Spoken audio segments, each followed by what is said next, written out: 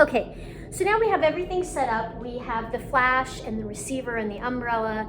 We have the transmitter here on the camera. But I want you to note that both of these have channels. So this is what the camera is on, and this is what the receiver is on. So there is an on button, so we want to push that on.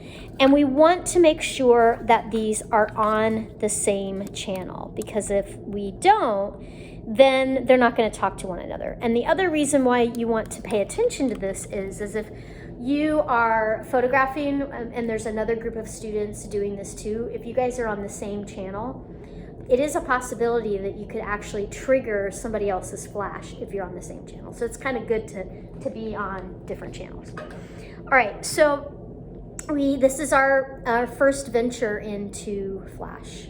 And essentially the magic of Flash is that it is synchronized with the shutter speed.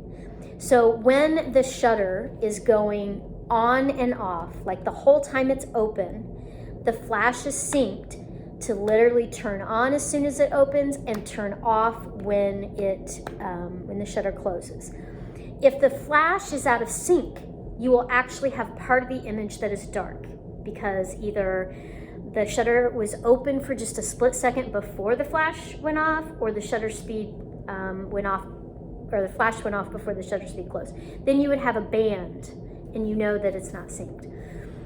So how do we sync? Well, we're not going to actually be using the light meter for this. There's going to be some testing, and you will also come to learn that there are certain shutter speed ranges that a flash will sync with, like 15th of a second, or I think it's above 250 of a second, that your flash just will not work.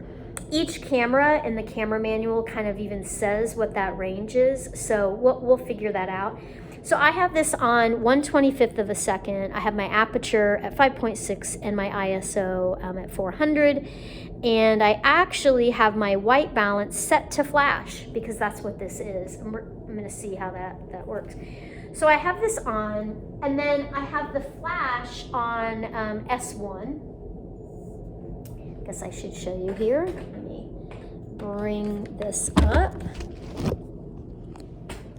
So with the flash, one of the things that you can do to make the exposure brighter or less bright, you can obviously change your shutter speed and your ISO, but you can also power the flash a little, up. I always say it's a good place to start in the middle. That way, if you want to go brighter, you kind of have a baseline. And you can see here there's M for manual, and then S1, S2, it really doesn't matter. And then you can test, this is going to be bright, to make sure that it goes off. And you have to remember that when you are using flash, you can't just take pictures really rapidly one after the other, because the flash actually has to charge up. So again, the whole beauty of using flash is figuring out how to light the subject. And so again, thinking of flash as a cone of light, I want to make sure that the center of the umbrella is kind of just going to come right on me. I probably could even make this go a little bit higher here. Okay, so now I really feel like it's going to come and get me here. Another cool thing that we have, you know about reflectors. When we did the high key light, again, you can just see here, if I use a reflector, look at how much better that lighting is on my face. That's so much better. So you can use that property with flash, right? So instead of the flash just like hitting the subject and then bleeding away, what if you bounce some of that light back with a reflector?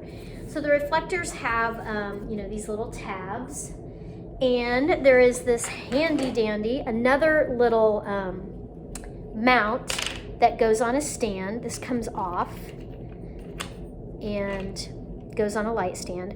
this is to hold a reflector. Pretty cool. So this can tighten. Again, you want to make sure it's really tightened.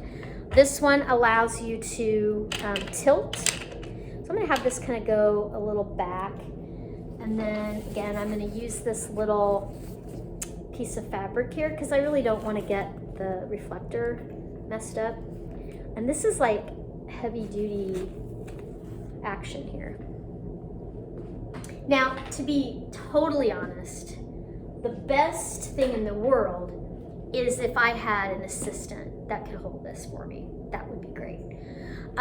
So now, I'm obviously not going to be taking a picture of myself, but I want you to see what happens when I press the shutter button. Nothing happened. That's awesome. No, it really isn't. Okay, this is actually good that this is happening. Okay. So the receiver is on channel 5. The transmitter is on channel 4. Problem solved. Let's go to 5. And moment of truth.